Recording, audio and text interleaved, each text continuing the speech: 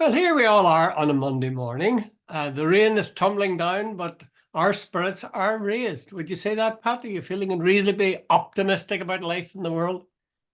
Oh, absolutely. Yeah, it is one of them Monday morning. We have friends here from Australia, and I often wonder what they're thinking when they look out at that miserable, drizzly, grey day. Yeah, yeah, yeah. When We seem to have got an as awful lot it's of as it's rain this near the year, haven't warmest we? country. Say again. I said we seem to have got an awful lot of rain this year. Is that my imagination? No, I agree with you totally. In fact, there's hardly a day has gone past in recent times that at some states there hasn't been rain. Yeah, yeah, and wind and so on as well. Very sort of wintry rather than spring.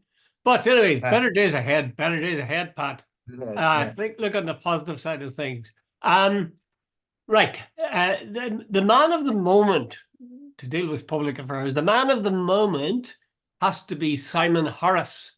Now, Una Mullally has an article on him, but I was wondering what your responses to him were. Did you see him making his speech at some Fine Gael gathering? I'm not sure what it was. no, Jude, someone, I was actually away yesterday afternoon, and I saw a wee bit on the news last night.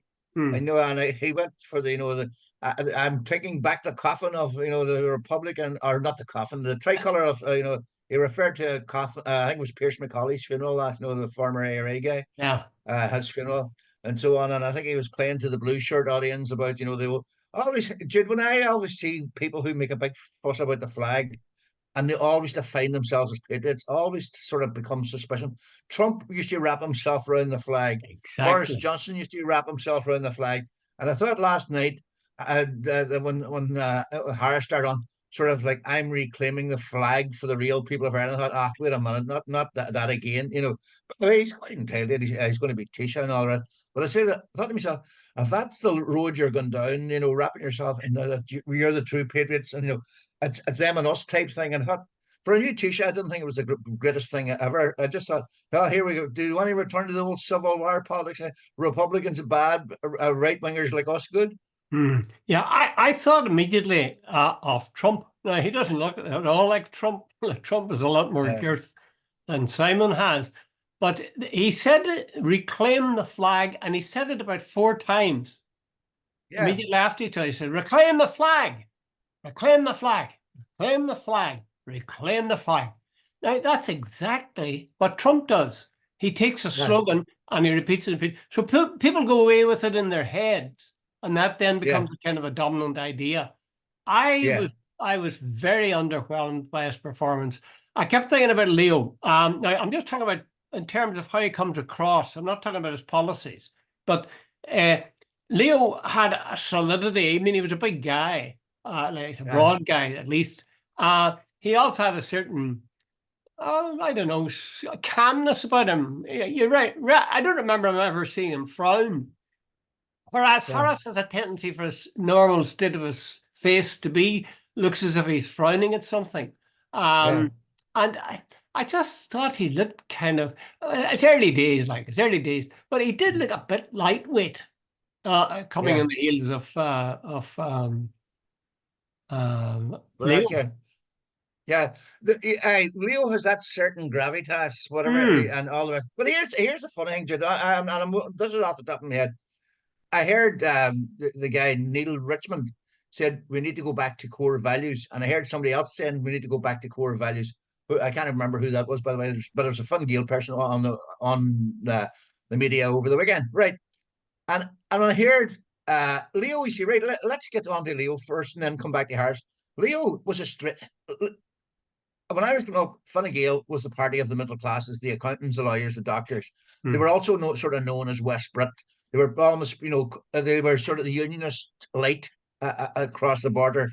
Uh, United Ireland was not part of their mission statement or their DNA or whatever Yeah. phrase you want to use. That was left to the Republicans of Fianna Fáil, the Republican Party. So Leo, then along comes Leo, and here's this mixed race, gay guy who becomes leader of Fine Gael, and he talks about the United Ireland in his lifetime. So that was almost seismic. This is and so on, and the Unionists hated him, and they didn't like Coveney much. They loved the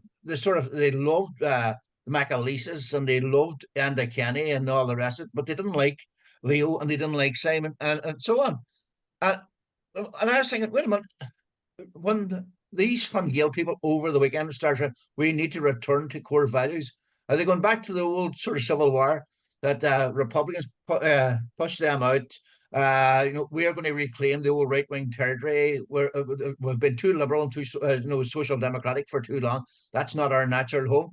And I was wondering, is that what they mean when they talk about core values? I was wondering myself, actually, because is he getting at the fact that Leo is gay, you think, or that he Well, was no, have you seen? responsible for No, that's what about reclaiming the flag. Leo, in fairness to him, never went down that sort of partisan route. He never. I don't ever remember seeing Leo wrapping the flag around him. Leo was no, much more whatever, and I thought it was. I'll tell you the truth, Jude, I thought it was really odd. No, why this guy on his first day as an elected leader, why he kept getting, why he concentrated so much on the flag, the flag, the flag. And I thought, wait a minute, this is a return to nearly 1970s politics. oh, I'm not sure, Pat. I'm not sure. I think he was getting at the flag because it was on Pierce, uh, whatever his Yeah, name, that's what I mean. on But his coffin, that's and that was yeah. it was engaged in a bit of Republic of Sinn Féin bashing, and that. Hey, that's what And I'm that, that's what I'm I getting mean, at. but He that's was been he the was sort of saying, consistent policy of Leo as well. So he's, not that, no, not that, I know that, but he was fighting on politics, and so on. yeah, And a lot of it. Now, I'm not saying he didn't engage in the old rhetoric as well, but I mm, thought the first day, usually the first day the guys set a tone, and then the cut and thrust of the dial. Of course, you'll throw in anything, yeah, including the kitchen sink. But if you're setting out your stall first day, it was a strange way to set it out. yeah. I tend to agree.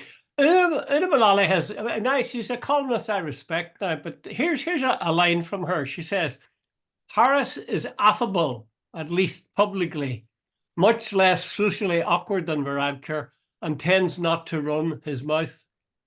I think that's rubbish. I really think Mhm. that's rubbish. I think that of the two, I would have said Varadkar comes across as more affable.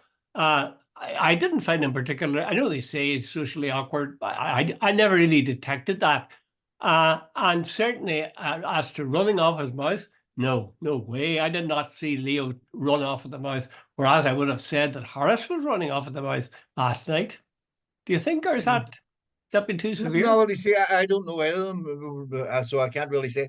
Radgar had What do you mean? a What do you mean you don't know either of them, Pat? yeah, I've never met any of them. All of them I've seen on the Yeah, TV. you met them on the same way the vast majority of people met them on the TV. Yeah, that's what. Come on. But remember, Leo had a reputation back in the day as a young fella of shooting from the hip. Remember, he said to Gareth Fitzgerald one day, "Why don't you sort of go back to writing boring articles for the Irish Times or something, or something along I mean, those?" he was a very You know, young guy then. He was yeah, very but young. it's still, and he But used to say he also, wasn't and talking about to Garrett, was he? Because Garrett was yeah, he was. was Gareth was he? there, yeah, Oh, yeah, gee. and so and all that sort of stuff. So, and as well as that, he used, remember something else he did. And one thing he used to when he was a minister for health, I remember him getting interviewed, like. He said, "Oh, there's 90,000 on the waiting list," and he would say, "Oh, isn't that terrible?" You should be going around. He's like, "Hey, you're the minister. You should be doing something about it." Yeah, You know, yeah, he yeah, was very yeah. clever. Uh, The thing about Leo possibly is that, and you could say maybe the same going to be said about Harris, that he raised up the ladder, or right up the ladder too quickly, you know. mm, And what Harris is 37. He's actually, what is it, 5 months or 7 months younger than Leo when Leo took over as yeah. leader. So So it's going he's to be up interesting. even faster. But here, Jude, if you're asking a question, the bit I saw about Harris, I thought he was a bit screamy, a wee bit lightweight, and he didn't have the gravitas. And there's something about him. I had that question beforehand. The other thing as well, Jude, let's be honest. I've never heard him saying a thing about the North, and all the time I've ever, I've listened to him. I don't recall. Maybe you do. I don't. And All right. has he ever said anything about Irish unity? Has he said about anything about what happened in the North, about the troubles, other than Sinn Féin, which is de Uh, rigueur for certain politicians? But is there any serious track record of him, no. having a view on the North? I don't remember it at all. Although he may have felt that others in the party were doing the talking about the North, but he certainly has moved into the North Territory. That flag thing was definitely aimed at Pierce McCauley and then by whatever you would say, a link to the North and a link to we will not do business with Sinn Féin. I would have thought this traditional values, what the hell was he getting at there? And that puzzles me a little bit. Is it that Leo was seen as a progressive liberal and abolished the eighth and was gay? Was it the newsletter described Leo as the greenest Taoiseach in years? No, it's not amazing that Leo Varadkar would be considered the greenest Taoiseach, but you see, I'm like you, I am sort of confused about how we've got to where we are. It's almost as if Fianna Fáil and Fine Gael have changed identities, but as well as that, and there's confusion within the ranks in Fine Gael. But you know, point you've got to ask yourself now. About 12 members of Fine Gael are resigning. Yes. What's that about?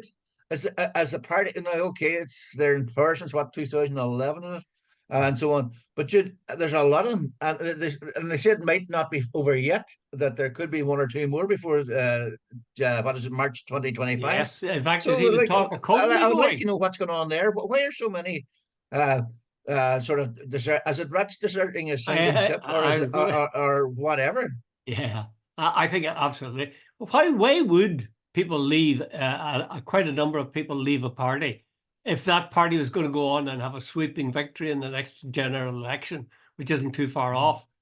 Of course, they are convinced that Fine Gael is sinking. A lot of people say that Leo didn't deliver at all the kind of bounce that they thought his presence and his policies would deliver. And they're talking about the party really sinking. Yeah.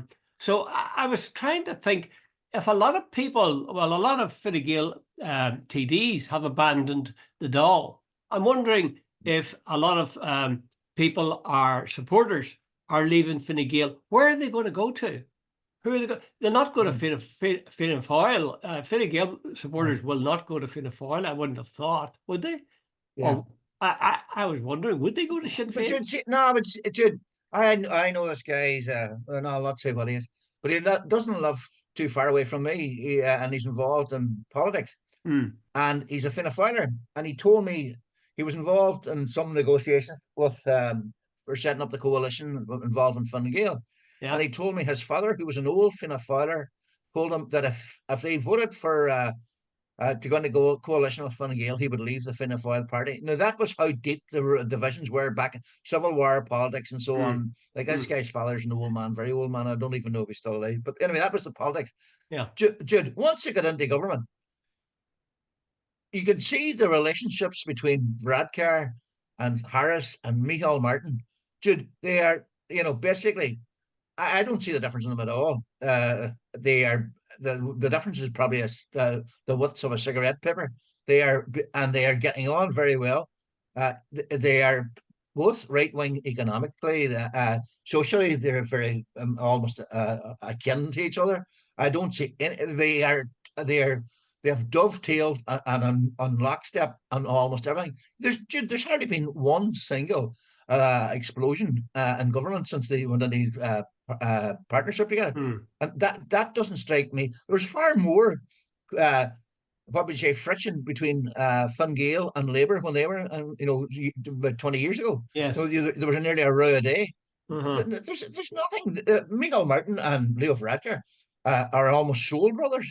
Well, put on your thinking cap or your forecasting cap, Pat, and tell me this: do you think that this scenario where Simon Harris takes over, it's a sinking ship with guys quitting the party or quitting election, and that Fine Gael will really emerge from this in really bad shape? Somebody drew a comparison. I was talking to them, and they drew a comparison between Fine Gael at present and the SDLP at one stage, which was once very powerful, but it began to just sink and then sank quite rapidly. Would you? Yeah. Do you see things that way? Jude, there's something. Jude, if you're asking me to put my finger on it, I don't know what it is, but there's an air of something unease and Fine Gael, because Jude, basically right now they have 35 TDs if I remember correctly, and it looks like about 12, possibly 13. That's a third. Why is a third? If they were a dynamic radical party, with you'd think there'd be people queuing to stay here. I could be a minister and all the rest of it. Instead of that, it seems to be opposite way around. They're all leaving. Now, Jude, I don't know why they're all leaving. What's the background? But there does seem what's that word anyway, or terminal decline, or Uh, whatever uh, the term is. There's something not right, and Jude, it doesn't send out a message of confidence to the voting public. Hey, you vote for a party that everybody's leaving. yes. Okay, Harris might turn around and say, and that my main focus in the next 12 months, I presume he's going to run the full term now because to give himself a year as Mm, Taoiseach, if nothing mm. else. But he's going to have to sort of reinvigorate the party and all that. I heard a guy on, Jude, as usual, I didn't pay too much attention to his name. He's on Freddie on that evening show on RT. And he said, "Oh no, there's Sarah McInerney said to him about, is it not a case of concern?" He said, "No, we have lots of talent waiting to come on the wings. In fact, it's a chance for renewal and all that." I was thinking, bullshit, absolute bullshit. Yeah. Like by the way, I think Simon Coveney has said that he is standing again. There was considerable Oh, that's right. concern about whether he would go. But I was thinking, imagine a young fella coming in to replace the likes of Coveney, who was a guy of considerable ability. And Mm, they overacted, no matter what anybody says, as a guy of considerable ability. mm. They bring in some councillor who's never done anything. He's going to replace people of the caliber of that. I wonder, we'll leave the topic now, but I just was wondering, I thought I sort of assumed that Simon Coveney would leave, or would pack it in at the end of this term of office. But since he's staying on, I was asking myself, why is he doing that? And the thought crossed my mind that supposing Simon Harrison had a total balls up of things, and the party Yeah. really suffered in the local elections, European elections, and the general election, who would be the man who would steady the ship? Who would people Yeah. know? Would have a presence that The would sort be a of marked uh, contrast to that of Harris. And the answer is, God, what's his name? Coveney. Coveney. Yeah. Yeah. Do you think is that a feasible possibility? Aye. And I would think, we can only speculate, but I presume there could well have been behind the scenes. Harris probably, like if Harris, anybody with a brain would probably work out. Coveney leaving is a big thing. Coveney staying would be better. So Mm, I would presume maybe Harris has been on and says, "Look, Simon, if you leave, that's sending out totally the wrong message. A young man like you who's at least mm, another 20 years, and mm. but Coveney's maybe what is he 50? He should have Okay. 15 years at least in Uh-huh. top line politics.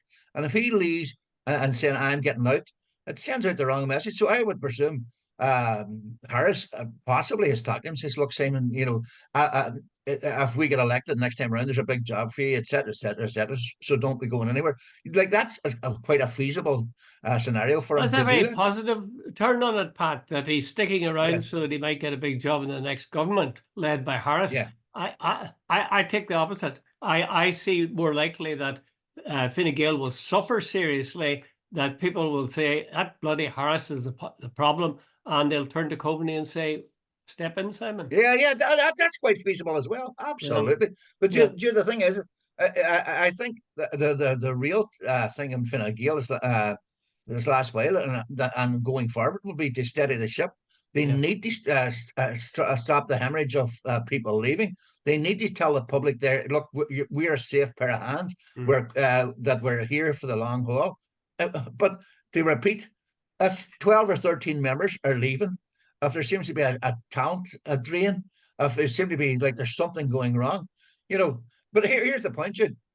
Fianna Fáil and Fine Gael, if they stay on current polling levels, they will still beat Sinn Féin. And Sinn Féin hasn't been covering itself in glory this Mm-hmm. last while. There's been a couple of quite serious faux pas in terms of reading the public mood.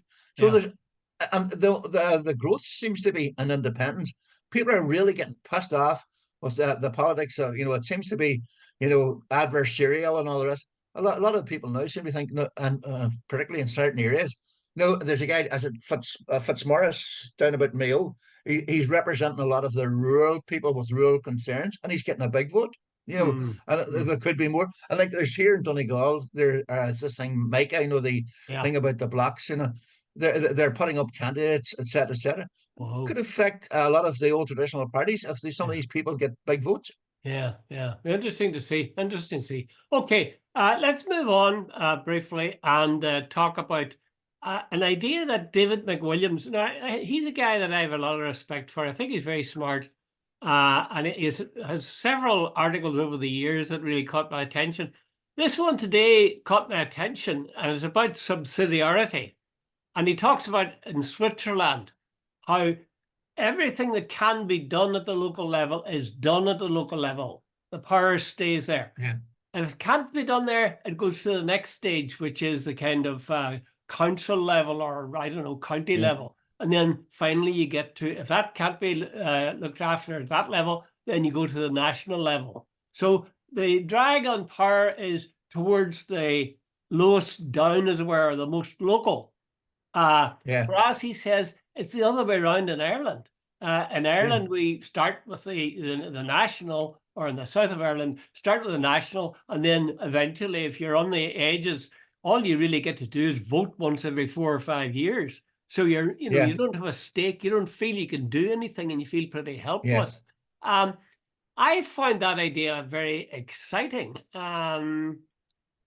What would your reaction be to it? Does it seem, would you think that matters? I'm not sure it would work here, but Jude, it got a fair No, point. I didn't Two ask things. you that, Pat. I didn't ask you that. I asked you, do you think that's a good idea?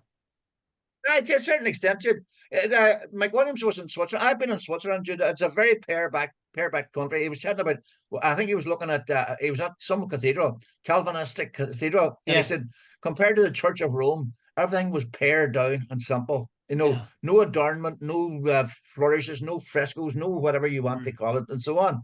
Right, and he said basically, he thought that's no right to the point, pragmatic Protestants or whatever else you like to call it, right?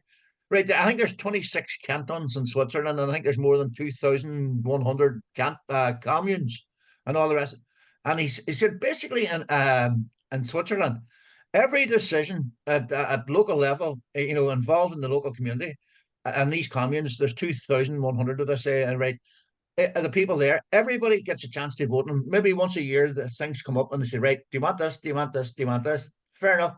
And he says, everything that can be decided at local level is decided at local level. So there's accountability and there's a true democracy. And he also made the point, which I thought actually was a very good one, that he was in Switzerland, was it last Wednesday? And he says his phone started pinging, pinging, pinging, pinging. And all these people coming on, hey, Leo Varadkar's resigned. And he says, within 10 minutes, it was on the New York Times, whatever. And he says, it was on several other places. Varadkar's resignation was world news within a couple of minutes. He says, by way of contrast, the people, nobody outside of Switzerland knows the name of the Prime Minister of Switzerland. He says, I bet you nobody could name him, which is true. I can't name him, can you? I can. So he says, That's true. That's very because true. it's a totally different, because the Prime Minister doesn't really count. He says, in Switzerland, the big things that the government are involved in are security and whatever, but he says the rest of and it's a very hands-off centralized government. Yeah. Do you agree with that? Do you think that's a good idea? Because I do. I think it's an I excellent think it is, idea. surely, yeah. Keep people, I mean, the vast majority, Pat, this often strikes me. The vast majority of people are very unlike yourself or myself. Most people don't give a damn about politics. Like I mentioned Varadkar to a group of people on Sunday, and at least one person didn't know who he was. Now, these are Yeah. Catholics in the north. Yeah. There is a tendency to opt out. I just think it's kind of despicable that people's only involvement in the running of their state is to vote, and they think they're great if they do vote. There's some who never vote even, that they vote every 4 or 5 years. That's ridiculous. That's not being a citizen. You should be more involved and understand what's going on, and if possible, be given a role to play. Yeah. And I think it'd be good for us. I think you'd have a feeling of comradeship with your fellow citizens rather than somebody who sits with their arms folded and says, they're all the same. That lazy sort of don't ask me to do anything attitude is, I find it, I don't like it. But would it work here, Pat, or in the south of Ireland even? Do you think there's a possibility of devolving power to the local level? I remember, I think did you mention it last week about Brian Finney having some document where this Oh, yeah. from Yeah, right. from And Ireland's future. me and myself and thyself have mentioned this a million times, that if we're serious about talking about Irish unity, that there needs to be a roadmap with a detailed plan of where everything's going and all the rest of it. Yeah, And Ireland's future is not. They have come up with some sort of staging posts along that's the right. way. What should be Timetable. done next, Yeah, and what should be done after, yeah. and what and all that sort of stuff. Now, but we have to get around to reading that thing today sometime. But anyway, I think, well, if we, I saying we're now going for Irish unity, here's a chance to have a look at the system that we've got here. Say there's many people living around there. This is 1.9 million or something. Something like that. Maybe Yeah. not quite as many as that, but near enough. Well, well, there's one stage there's about 900,000 and about 700. Well, maybe 1.5 million then, Aye. somewhere like that. Right. Yeah. Say we are talking about Irish unity, and we have a look. How about having a look at all the different things? Could we have a county by county by county model where there's local democracy, and then they send delegates to the once a year to the sort of centralized authority? Now, I am no expert in all that sort of stuff, but say all things like planning, education, schools, roads, that they all have financial or fiscal control over what's spent in their area Mhm. based on population, and everybody has a say. At the end of each year, there's an accountability and an audit of what's happening, what hasn't happened. That would strike me as a very, very good system, and so on. But can we turn the ship around? No, can we change what we've for almost 100 years? And of course, the other side of the story is we are so used with big centralized government making all this. We live in a rich country, but there's nearly an impression we're a Rich poor country state. because our what do you call it? The millions that are sitting waiting for hospital appointments, the people who can't afford houses, Mm. the people who are taking out almost out loans to put their kids through university, not taking out loans, they're definitely taking out loans. Nobody can, a working person these days can't afford just doesn't have 30,000 a year lying around. Mm. So Jude, all that needs to be looked at. But it needs the experts, the people in the various fields, to sit down and sort of work out how does this work. Yeah, very, it actually is. David McWilliams's article is very good timing. Now, he doesn't push that idea, although he does suggest that it would be something that Protestants, coming from a sort of a Protestant population background in Switzerland, that it would be something that Protestants or Unionists in the North might be more open to. Not just them, I would say. I think Yeah, anybody would say, that's not a bad idea. When you're sitting down with your citizens' assembly or whoever's planning out a future Ireland, that should be a central feature. We don't yeah, want guys that are miles away from us and we can't control except once every 5 years. And even then, they tell us a pack of lies maybe and we elect yeah, them.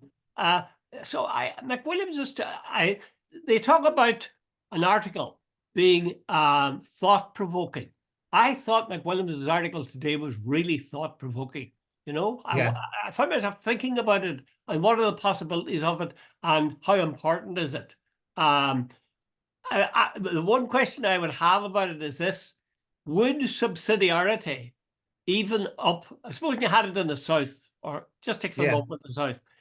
Would subsidiarity like that even up the levels of wealth in the South? Because at the moment they're like that, and they should be yeah, more like that.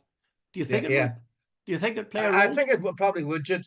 You know, Jude, it's anecdotal, but years ago in the Republic, there used to be, I think it was about 8 health boards, and then they said it was duplication. So they come out with this thing called the HSE, the Health Service Executive or something, Yeah. and they for instance, one of the guys I knew was on it. He said it's ridiculous from Malhead down to Athlone. There's one group of people looking after that. That doesn't work. Whereas there used to be 3 counties, and it was not known as the Northwestern Health Board, Derry or not Derry, Donegal, Leitrim, and Sligo. And there was local accountability. You could go to and see a local, and he would raise issue maybe with the CEO of the health board, and things were, and maybe if you needed a clinic in a wee village once a week or something, these things were all happening. Now you don't know who to talk to, nothing.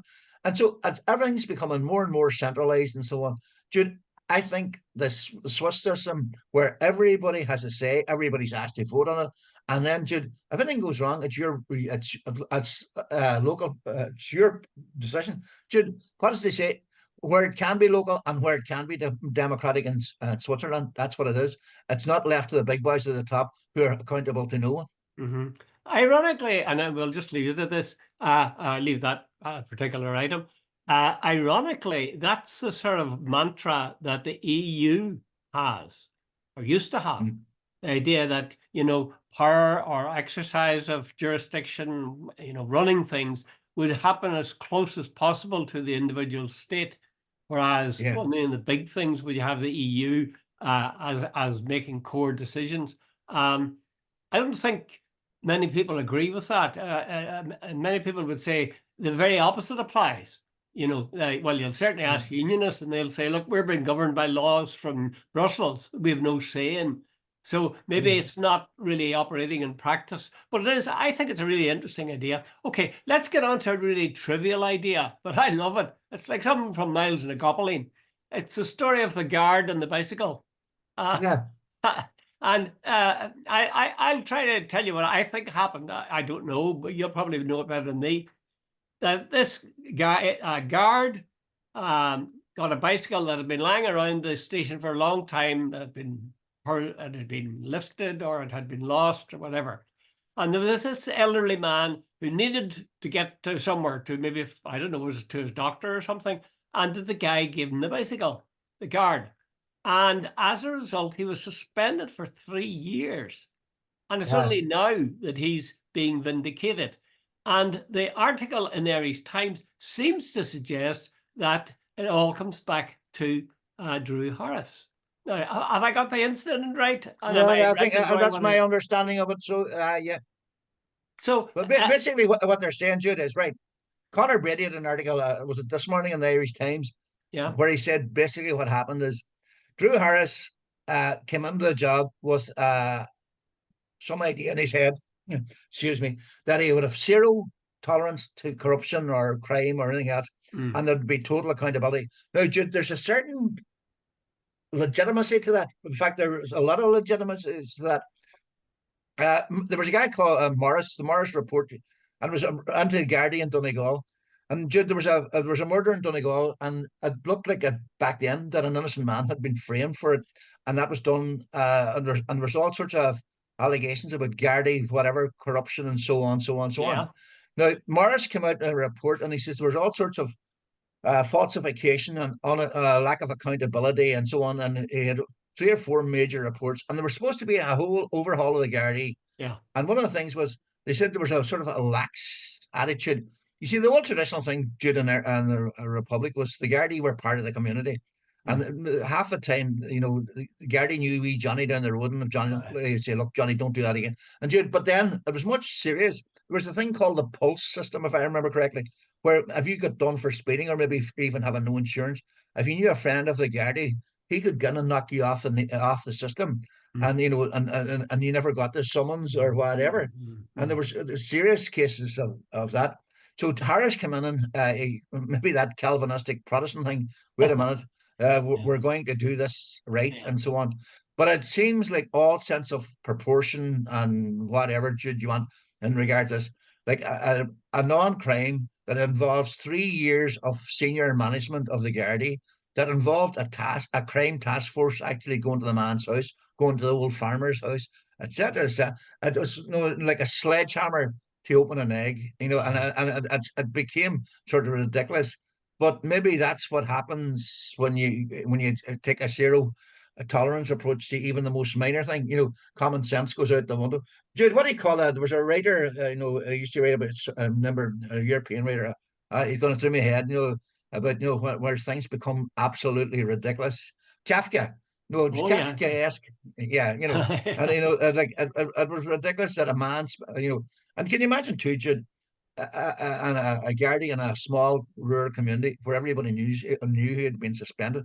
Imagine what, on a personal level, what that meant to for his family. Oh, your man must have done something, like he must. No, and one final point, Jude. Harris has a point. Seeing a lot of things.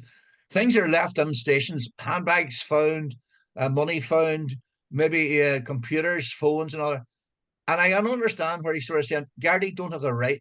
All these things should be logged and all that. But you'd see if you get a lot of local stations around Donegal, which they have no facilities to put bikes away or to, by the way, you'd see tomorrow morning if they found a ton of cannabis or a ton of cocaine in somewhere in Donegal and they came to the local Garda station. There's no lockup facilities to put that away safe and well. Well, Pat, I get an email every so often from England where there are police auctions Yeah. of all sorts of objects, from computers Yeah. to bicycles to any number of things, and they have an auction of them regularly. Because they're not being claimed or they were lifted from the people in the first place, which seems to be a good idea because it's getting rid of stuff, and it's also bringing in a bit of money for people. Yeah. And I remember my brother getting a car from one of these police auctions in London and being very pleased with it. Like, it was a used car, but it was good. Yeah. I think your point is right, Pat. I think you use the word common sense. It's important that Harris or any Garda commissioner should see that the law is observed by the Gardaí. If it's not, my God, the Guardians are going to do what they want. What about the rest of us? But if you don't use common sense, then, as you say, you're using a sledgehammer to crack a nut, and as a result, you're doing real damage. And that guy, I think, has got lots of grounds for saying, I was maligned over something trivial. In fact, I was maligned for an action of goodwill towards a member of the community. Yeah. Okay, Absolutely. say something And on quick, that Pat. note, Dr. Collins, Huh? on that note, On that note, our time's yes. up. Justice for the small man.